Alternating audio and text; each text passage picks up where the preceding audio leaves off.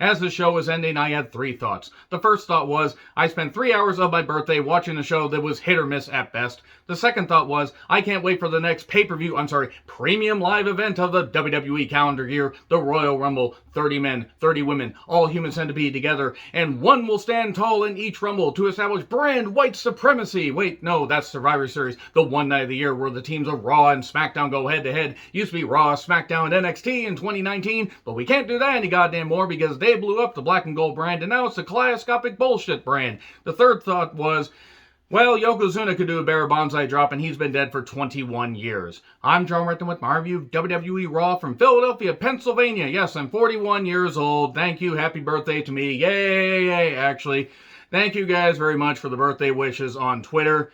And I really do appreciate it. It meant a lot. And yeah, 41 years old, and this means I will have been watching wrestling for 37 years this coming March, because the first event I ever watched was War to Sell the Score, which is certainly a hell of an event to, and indoctrinate me with wrestling. I mean, my God, it was absolutely insane watching, Hogan and Piper. And even though I didn't know, any of these people, I was just transfixed, and I've loved wrestling ever since. Through all the mountains and valleys and on a pendulum and everything, and, coming in like a dark horse and all these weird song references and all this stuff. And I'm just going to be goofy during this, because this show, when they do some great shit on Raw, I really do enjoy it. And it reminds me, WWE, even with all the talent that they've released and all the bullshit they've done, the fact that we had the Clay Fighter McMahon running this goddamn show into the ground. Ooh, Clay Fighter McMahon. Anyway, enough of that. There is still a really good crop of talent, and there are some talents that can go out there and do some great stuff, even with the scripted promos and all this stuff. And another question I had with the show is, why in the world was the Philadelphia crowd cheering for Paul Heyman? It's not like Paul Heyman has a history in the city of Philadelphia. Not on Swanson and Rittner Street. Not at 2300, whatever the fuck it is. The ECW arena, the bingo hall that he basically made one of the most famous arenas. Even though if you take a look at the goddamn thing, it was a fucking dive. But man, ECW really did create a whole lot of, great, crazy moments. And Heyman was the figurehead of that, and got a lot out of a little, especially with some of the talents. Anyway, enough about ECW. So we have recaps of Lashley winning the 4-way last week, and we have, it's Borkelvania, because Bork has just taken over, Bork Laser has taken over Pennsylvania, and the Heyman, the advocate of the universe. Shout out to Derb for that. And Cedric and Shelton are backstage. They want to join up with Lashley, and the Hurt Business breaks up for the 10th time in existence. This is new. The Riot Squad lost a 6-woman tag during that segment, or during their entrance gimmick. That's what this has ended up being. I mean, Shelton and Cedric at this point are just running gags, and it's actually a shame. Like, first it seemed like they reformed the Hurt Business, and they forgot about it, and Lashley's like, no, I don't need you guys. I didn't need you guys before. I never needed you guys. You never loved me. So Bork seems happy, but he's just he's talking a little bit and everything, and then suddenly here's Lashley and MVP, and Bobby says that Lashley has been ducking him. He's scared of him and stuff like that.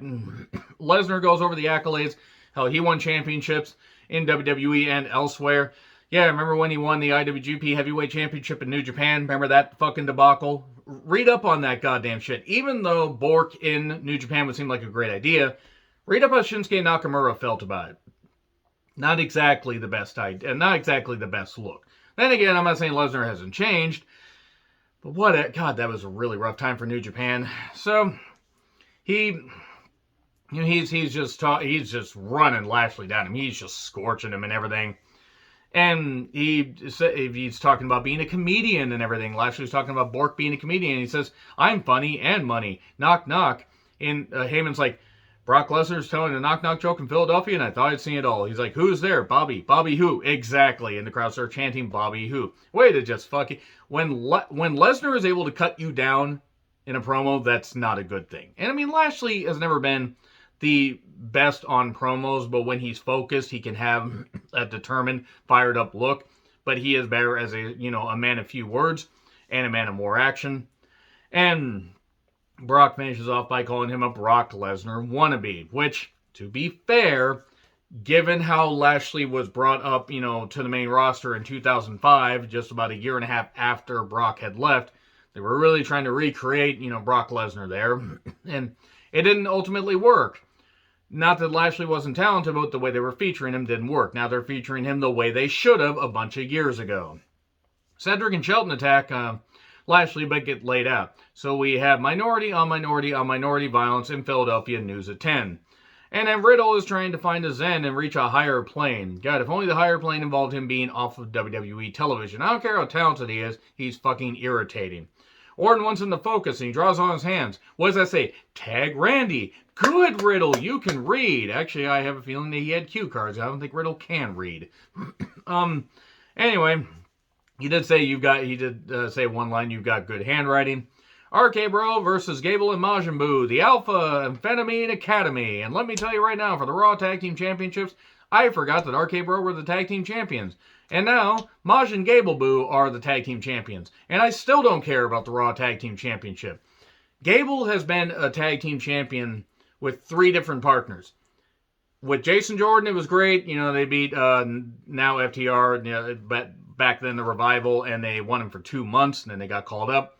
And then Gable was tag team partners with Robert Roode.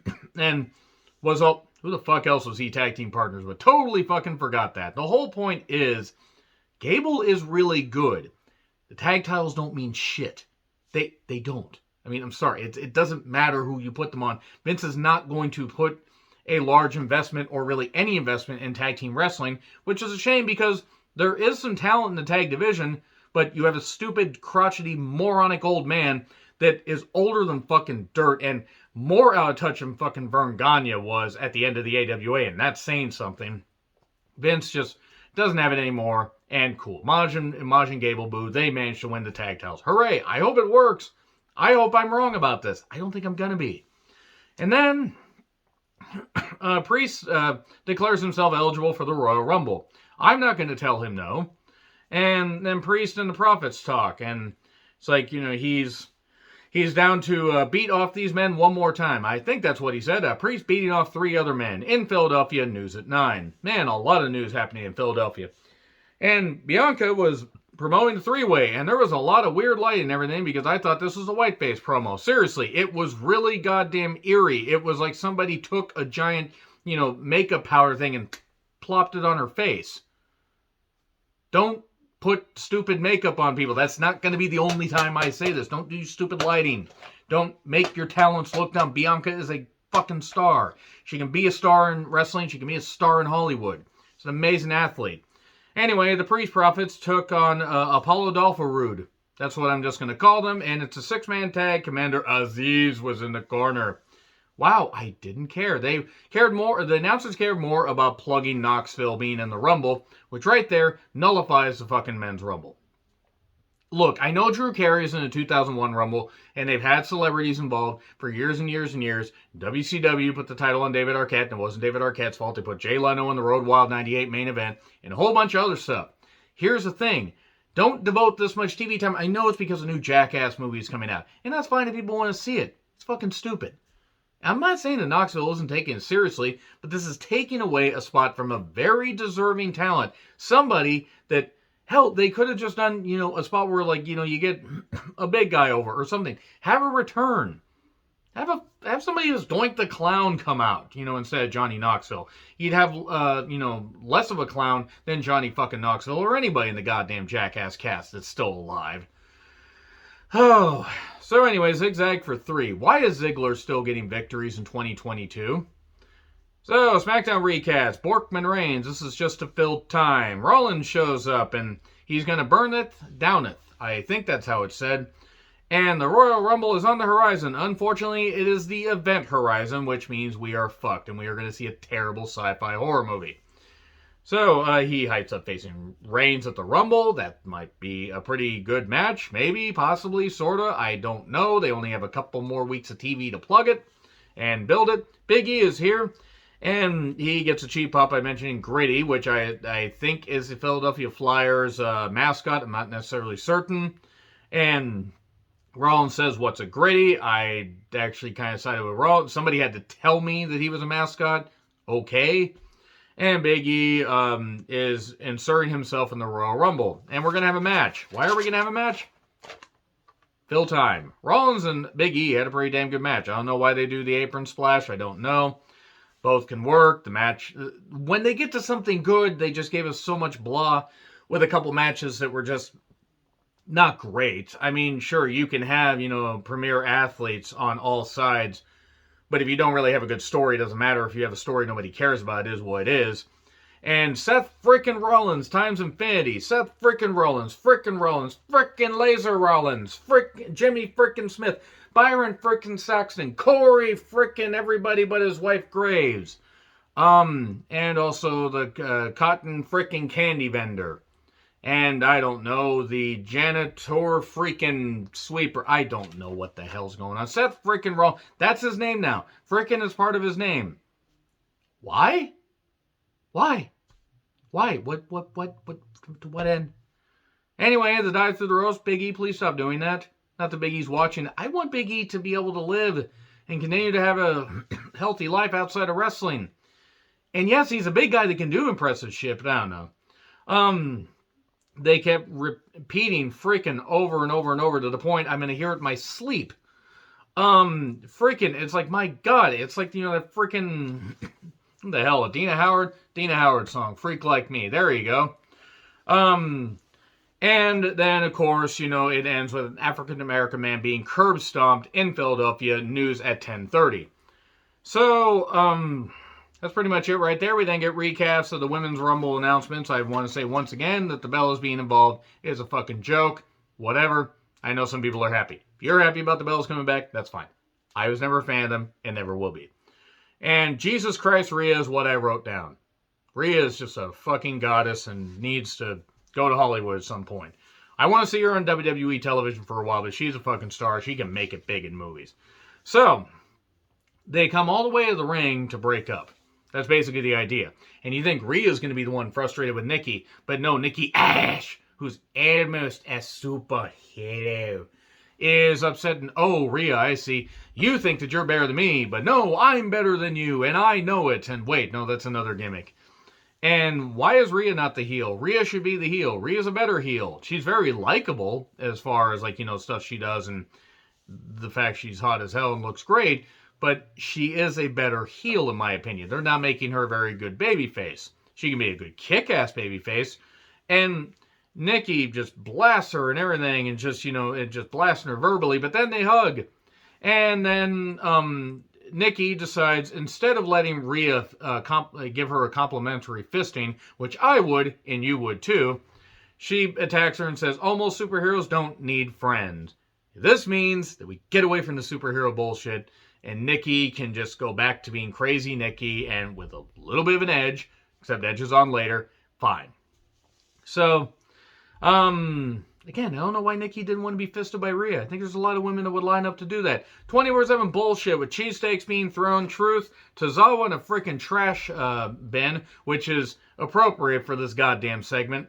Dana and Reggie are just trying to run away. Tamina was looking for some stairs to push that trash bin down, much like her dad did to Nancy, but this was embarrassing. Whoever came up with this goddamn shit deserves to be flogged in the town square, and then you take salt and rub it in the goddamn wounds, because this is shit. Oh, I got more. Almost, by the way, tries to choke out Reggie. Me wants snoo, what it might as well have been. Dana yells at him to put him down, put him down. And then, Paper Niven, who, as a friend of mine said, had, the way they made her look like a walking John Deere tractor. That is not how you promote a monster.